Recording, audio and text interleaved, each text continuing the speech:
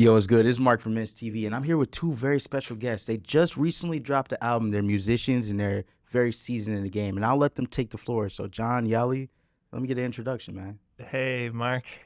My name's John Hansen, musician, Hamtramck, and producer, play all kinds of stuff, and had a blast producing this last record with Yali here. And I'm Yali, saxophonist, Michigan-based, and I am very fortunate and honored to have met John and play on this record together. That's what's up. So how long have you guys been producing music for? So I've been producing for over a decade now and have a home studio in Hamtramck. And I've lived in Detroit for the past 5 years, but yeah, I've been doing the home recording thing for years and years. I've made close to 26 albums and a bunch of EPs. Wow. So yeah, making several records a year and just grinding, practicing. Man, it's a grind. Yeah, for sure. It's a grind. What about yourself? I haven't been producing much. For me, I've been mostly focusing on just playing and practicing and performing, and now I want to get much more into recording and composing and just really getting this stuff down. Yeah, Yali's been like picking up the gear. You got a new mic, right? And you're getting like the home studio. Okay. Yeah. Lately, I've been investing a lot more in just home studio gear, and that feels really good to have that readily available. Most definitely. What got you into the saxophone? I'm very interested in that. I started playing music when I was 6, and then it kind of progressed naturally. From piano, I went to clarinet, alto saxophone. And then, I don't know, I saw my teacher playing the tenor saxophone, and I was very drawn to it. And then the very first record that my mom bought me that I had ever owned was John Coltrane. Okay. And that got me hooked. Yeah. Man, they say it's an instrument of the soul. Would you agree? I agree. Definitely my soul, yeah. In 26 albums and EPs, 26, right? Yeah. Man, that's an insane number. That is beautiful that you have had such a journey in music. Walk me through of like your process of getting into like that field of just like making music and like just upbringing. Was it in your upbringing? Yeah, it's funny. No, it wasn't. Like nobody in my family is musical. When I was in 6th grade, I got into acoustic guitar. I had some friends who like taught me how to play guitar. No way. And just kind of took it from there. With those same friends, I played guitar. I learned bass. So then I like played bass in bands through high school. Really got into songwriting in my later teenage years. So by the time I was like 19 or so, I was like writing a bunch of songs, and then started a project called Photographers, which was me and another singer. We would songwrite together and sing harmonies, so it was kind of like Simon and Garfunkel. Interesting. And that kind of got me into the studio, and we made several records together where I was mostly just a songwriter and kind of like witnessing the production happening. And we were on a little tour up to Michigan's Upper Peninsula and staying at this like frat house at Michigan Tech with some friends that had like invited us. We'd like just met them. They invited us to play at this festival up there. And they were like, hey, do you guys want to like record a track in the basement? We'll use my like college computer, and we got Reaper on it. It's like, what's Reaper? It's like, oh, it's this free software you can use to record. It's like, wait, what? This is free and you can record? So it's like my journey with Reaper started, which is the recording software, the DAW, the digital audio workstation. But yeah, I've just been deep in the Reaper game. That was probably like 20 years ago. Maybe 15 years ago. I don't know, but yeah. That's a journey, man. All the way up until today, and you just dropped a project in April. So walk me through that. What's the name? What's the story behind that? So this project that just came out is an album called Willow that Yali and I recorded together.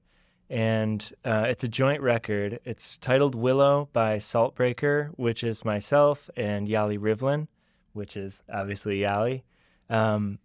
It's a really special collaborative record, and part of the process of making it was us kind of completely letting go of any expectations and literally just getting to it. Started from literally Yali being like, hey, I'm in Detroit. Do you want to get together and play music? And it's like, yeah, let's do it. And so we just got together at the studio. Nobody talked about recording. I just like set a mic on the amp and gave him a mic, and we just jammed. Okay. And so after that night, I was like listening back to what we had, and it was like, yo, Yali, I think we're onto something. I think we might have a record we're making right now. Saltbreaker. Where'd you guys come up with that name? I like it. So Saltbreaker, it came to me. There was a friend of mine named Chris Bathgate who was like an amazing Michigan songwriter, and he put out this album called Salt Year and had all this like bad luck happening, and it was like the Salt Breaker was like, okay, we're breaking the chain of bad luck, that Salt Year, but also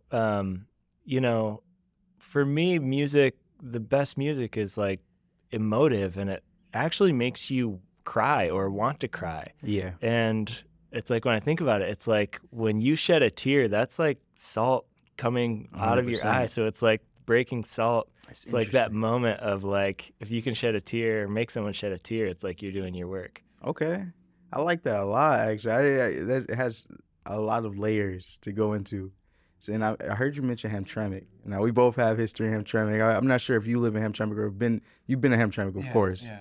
But it's a very interesting place. Yeah. It's a multicultural like phenomenon, to be honest. Oh yeah, melting pot. Man. And I feel like there's been a really deep legacy of arts and culture in Hamtramck, and there's an energy there that's just so inspiring, and this raw creative energy that really informs my music practice. And just having a studio there, it's like I think Detroit in general too, it just has this vibe of like, look, nobody's getting rich here. Nobody's like, nobody's doing this to like climb this like fake hierarchical ladder thing. Mm-hmm. It's like, you're here, you're doing your work, you're like grinding, and it's really supportive. Yeah. So yeah, just this raw creative energy that's like, I don't know, there's a whole like vortex here that's really special. And Man, I agree with that. There's a community component that exists here that is unlike anywhere else, I would say, in the world, to be honest.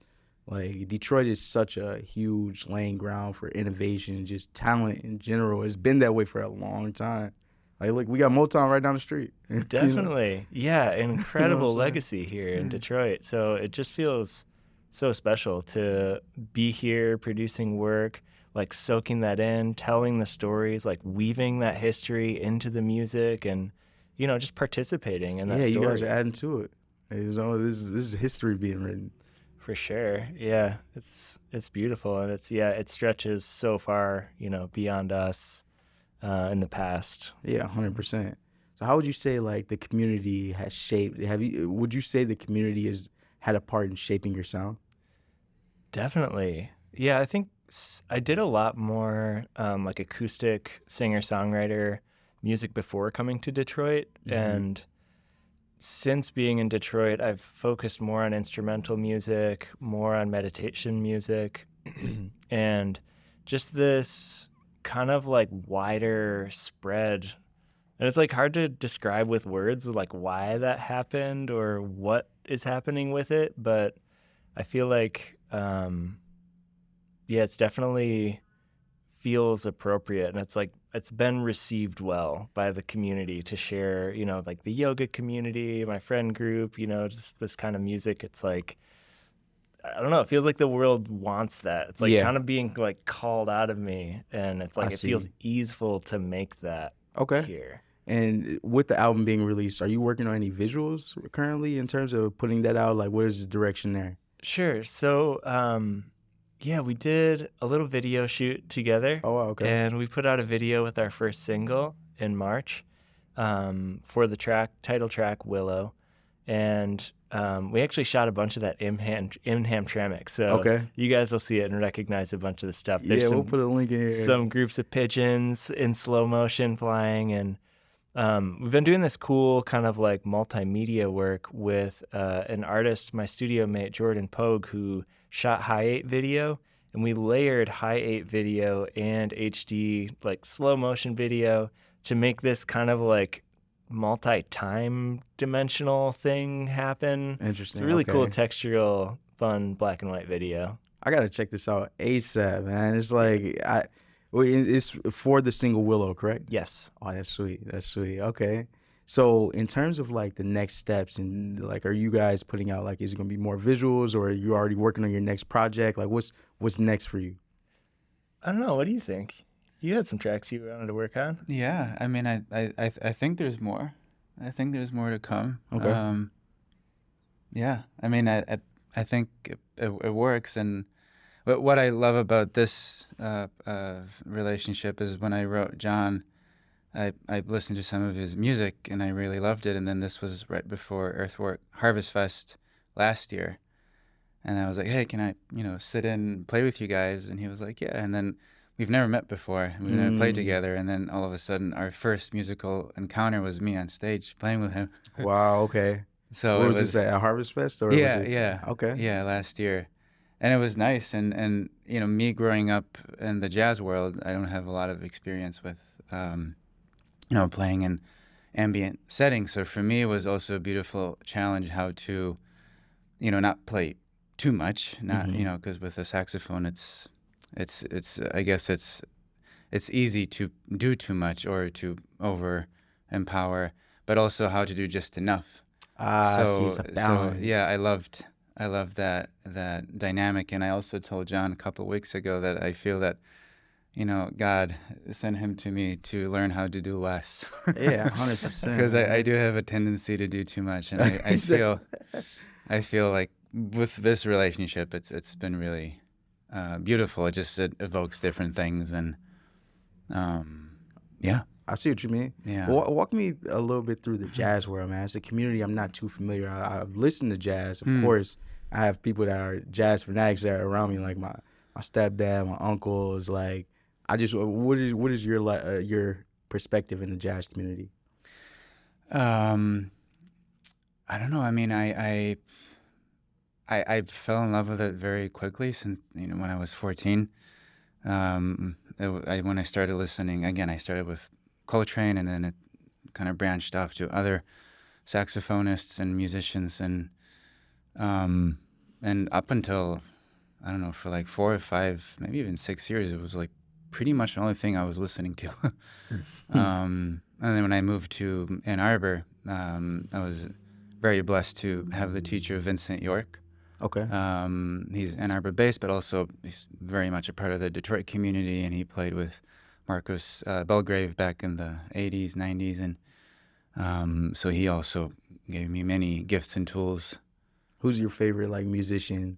Oh boy, that's a tough one. I mean, top 3. Yeah, John Coltrane is definitely, I guess, my biggest influence, but Sonny Rollins, Dexter Gordon, Cannonball Adderley, just to name a few. Okay. Monk, Ellington, pretty much all of the musicians from the, so-called golden jazz era. You ever heard of physical therapy? Yeah. Really? Is this a jazz, group? Yeah, the group. Oh, no. Really? No. They're very like, they're into jazz, like they create jazz, but it's more niche in a sense, but man, like they got some good music. Oh, cool. Yeah, I'll check it out. Yeah.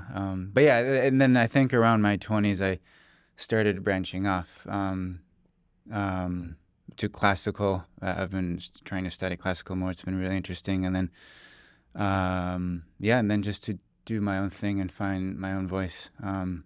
Like I feel like even though I have immense connection and respect to the tradition of jazz, I feel like I need to discover kind of a new kind of niche or new area within it or outside of it, just kind of my own thing.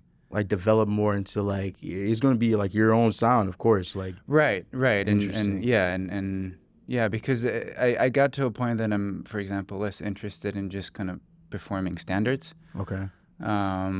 Or even so writing music in the spirit of just the general standards. But I don't know what it is. I can't. Yeah, I don't know. I mean, it's. I wonder, is it going to be like Right. a whole new sound, or is it going to be I like hope.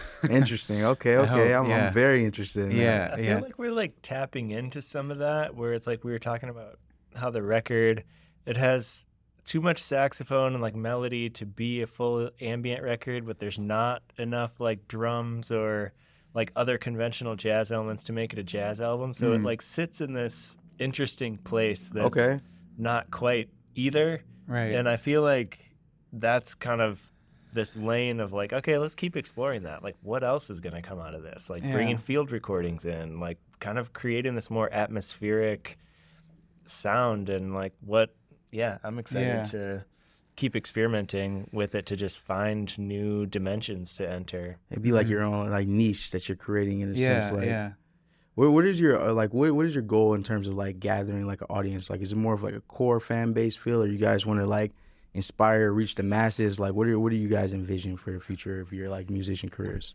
That's a good question. I think I've had to kind of succumb to the like idea that this genre of ambient music is not for the masses. Like, it's not for everybody. A lot of people want drums, they want like a voice, and they expect those things. But I guess for me, it is about this idea of popularizing the ambient music movement. Like, I would love for more people to be aware that there's this form of really gentle, easy music that lightens the mood and creates an atmosphere that creates peace. It creates inner peace. It can help you meditate. It can help you live a more calm life. Yeah. Like it's almost like medicinal. Yeah, it's interesting. It's like, it's music's medicinal capacity. Like, I would love for more people to be into that. I'd love to continue to grow this movement, share it, let other people share it, like, and just actually contribute to healing. Yeah, 100%. I love the comparison to medicine because music is healing. Right. Yeah, very much. That's a beautiful thing, man. I can't even lie. It's like to create something that a person can listen to, that if they're going through something, or it's like, I mean, that's what music is, the experience, whether it's rap, whether it's rock, whether it's more jazz, whether it's, it's like what speaks to you, you know what I mean? And to be able to like want to take part into that, I think that's very beautiful. 100%. Yeah, for real. And I think too that like part of my philosophy around performing and putting this music out there is like, I'm not trying to get famous. I don't need the spotlight. It's like, it's actually not about me. It's about everyone. It's about the experience. And so I think even like putting on concerts, I've been trying to just like, nope, it's not a concert. There's just music there. Come, if you want to join, get on the stage. If you feel moved to come play, you can do that too. And like, just kind of cutting it all off from this idea of like, I'm the star, you focus on me, to like, no, this is actually, we're here together experiencing something, to really like bring people in and feel like they're part of it. Because like, what are the roots of music? Like, where did this come from? Like, it's like this whole like focus on one person doing a thing is like, that's crazy. That's kind of new in the scope of human history. 100%. I never thought of it that way. Like the history of music is all about like a gathering in a sense. Like you can think back in like Primal, or like it's about gathering, Right, it's like people do this ceremonial, over, 100%. That's very interesting. I never thought of like the comparison to today's age with it being more like singularity focused for like stars, for instance, you know what I'm saying, like, or what the media considers stars. So yeah, that's pretty unique right there. It's tough too with the money. It's like, we got to make money. You got to sell tickets. There's a whole like structure in place. So it's like it's a little bit, it's not sustainable yet if you're trying to like make a living doing it that way. So I don't know. I guess for me, in terms of like where I want to get with the career and like, okay, if we're expanding the popularity of this movement, maybe there's even like a new formula of concerts, or like the way that people are experiencing music, the way live music is happening, or to create that sustainability. Now that's a very interesting subject too, is like, especially within different genres, like there is different pathways of monetization, like you speak of, like you guys are streaming, of course. Are you guys selling merch by any chance? Not with this record. Okay. We kind of wanted to just get it out digitally, see how it does. Y'all have any other like past merch, or not yet? Yeah. Few records, few CDs, records out there for past projects. No, I mean like merchandise. Like t-shirts or like anything not of so like much. Did bath salts one time, little packs of bath salts for Saltbreaker. Bath salts. Have a bath, turn on this calm record. Right. And there you go. Yeah, candles. But yeah, just Candles would to be sweet. to to Oh, add, to add to John, that yeah, I very much relate to that. Because for me, I also come from the dance world. I okay. do contemporary dance, and I very strongly feel that, and a lot of that was also inspired by Coltrane, to be true to what you believe in. That even though as a performer, I very much respect my audience, because when I put something out, I choose to communicate this Mm, in front of people. I want to share this, and I acknowledge that there are people that are there to receive it. I don't know who, but somebody. But I have to first and foremost be true to myself, and mm-hmm. as long as it's clear to me, as long as I know what I'm doing and I have trust in it, for me this is the only thing, because I have Yeah. no control of how people are going to respond, and I don't want to change things for them to be more, I guess, tangible or likable. Yeah. I mean, I'm saying I see what you're I have saying. no intention to do the opposite intentionally, but you know what I mean. Just A hundred to really, percent. and for example, with Coltrane, as he progressed, even though a lot of people would say his music became much more challenging, but this is just where he had to be. Mm-hmm. And I have a lot of respect for that. And I feel that there's something very honest and courageous about it. Yeah. And that's what I strive to do. We were honestly just having this conversation in terms of just like putting out music that a person wants to, in the sense of like you mentioned, like you don't have any control of how any audience member could like, but what you do have control is like the iterations, you're like what you're putting into the music to Mm. create the final product, and that is communicated over to your audience. Right. And also to this is something I realized also from my dance background, is to match the projection with the intention, because often there's things that I project, but it may not be what I intended to project. Okay. So I feel the mastery of the craft often kind of comes to place where you match the intention and the projection, and which is not at all, I think, easy, I see. especially with Yeah. improvisation, and That's interesting. so that's something that I strive to Walk me a little get bit to. around the dance background. Like contemporary dance, just like what got you into it? Like, what do you like? What does it do for you in the sense of like that release? Yeah, I started dancing when I was 19. I saw a performance in Ann Arbor, and it just completely blew me away. And Mm. I didn't even think of the word dance before. I had no relationship to it. And I just had to start. I don't know. It was something very strong, and I just had to It do just it. called you. They just called me, yeah. And it feels very important to me. It's very precious to me. Um, yeah. And I like music. Improvisation is my main interest. Also dance, like with saxophone. Okay. So, and you were just in Europe doing like dance work. Yeah, I was just in Europe for a What? month doing some dance workshops with What was that two about? teachers. I just two teachers that I very respect and adore, and I went to just study with them.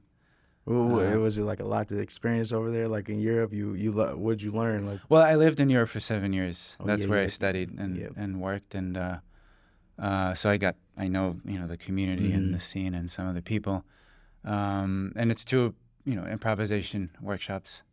So one was in Brussels, one was outside of Florence, and it's just workshops that help to develop tools and awareness, Mm. stage presence, intention. It's just and it's same principles as with music. It's just different medium, but it's the same exact thing. Yeah, it's Like, all art. right, how present can I be? How aware of myself can I be? How can I manifest the unfolding narrative? Because I feel with improvisation, instead of working on a piece for six months and then producing it, now all of a sudden it's right here, right now, and I have to see what is happening. And so it's a different skill set. It's just a different mindset. And I'm interested in, like in music, there's a writer's block. Is there a similar like sort of challenge in dance? I think totally, yeah. Really? Okay. Yeah, I mean, yeah. There's been times that I feel that lack of connection to the body, not feeling it, not. But again, I even with my collective back in Europe, we would improvise a lot, and then in the last minute kind of compose a whole piece. But mostly it's just been improvisation is something that I really strive for. I guess I should call it structured improvisation. Okay. Because No, that's really cool, to be honest, man. Like, I see you brought your saxophone with you too as well. I would love to get a demonstration that we could show our audience, of just your skills, man. Like, I already know it's about to blow us away, so I'm excited to hear about this. Sure. Maybe tell us a little bit about the horn, because this is kind of a special vintage horn, huh? Oh yeah, yeah. Well, I guess the people from the saxophone world definitely recognize it. It's the people from the jazz world would recognize it. It's the by the brand Henry Selmer Paris. It's a French company, and it's the series Mark VI. Okay. So they produced this horn from 1954 to 1973, I believe. Mine is 1967. What? And yeah, it's just I've had this horn for a long time, and a lot of the jazz musicians and the like Rollins and Dexter Gordon, Coltrane also switched at some point to the Mark VI. So, and it's from 1967. You said? Yeah. That's crazy. Like an instrument from like that was built to last. Then it's like that's crazy to think about. So you're able to how long do you believe instrument like that could last? I mean, if you take care of it, it should last a very long time. A century? Oh yeah, easy. Oh, yeah. I mean, there are already saxophones that are over a century. I mean, the saxophone is not a very old instrument. Right now, when I was in Brussels, I went to the Museum of Musical Instruments because the inventor of the saxophone was a Belgian guy. His name was Adolf Sax, and he came up more or less with this design in the mid 1900s. Wow. No, 1800s. Excuse me, 1800s. So it's in terms of history of instruments, it's a very young instrument. Okay. Yeah. No, that's sweet, man. I'm very excited to hear. Extremely. Yeah. Should we play give it something away. from Yeah. The floor is yours.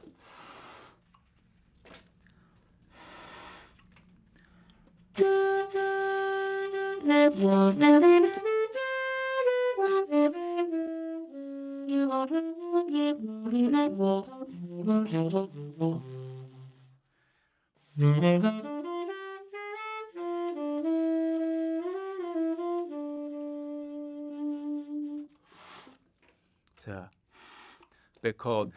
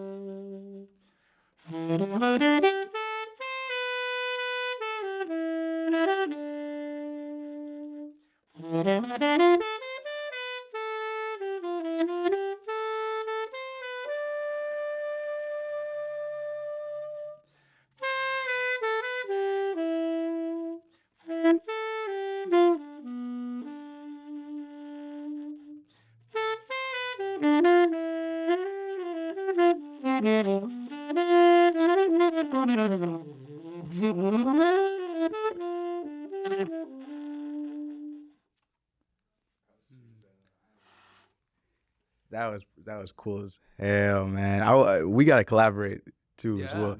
I Bert, he always taking samples. I know you guys spoke for a bit, but in the sense of collaborating with other musicians, I would love to see how we can fuse genres if that's something you're interested in too. Yeah, totally. That'd be sweet, man. Yeah. That'd be really sweet. Yeah, I feel like this is.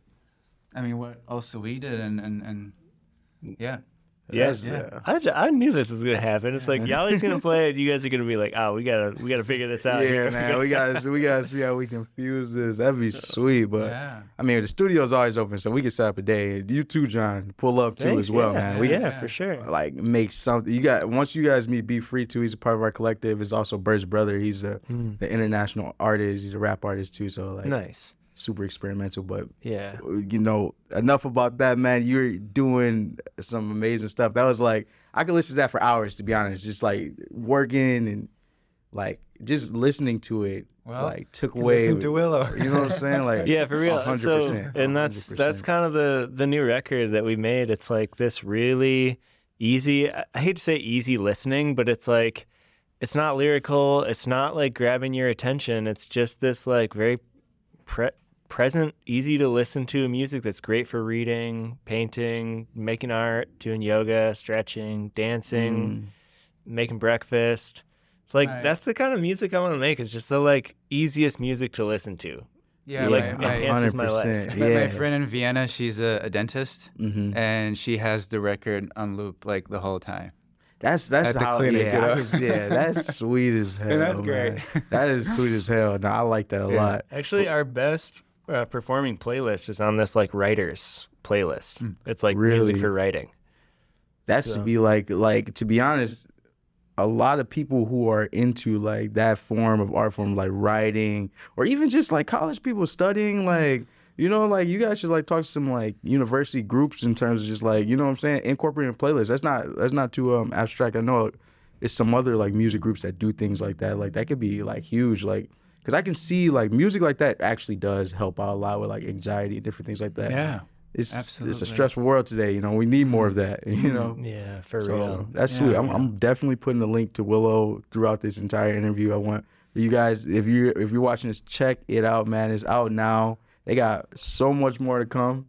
Great musicians, like as you can see, links to their social media as well. And can you guys shout out your socials too? Like let them know where they can find you. Yeah, for sure. So I'm Saltbreaker on Instagram and Facebook.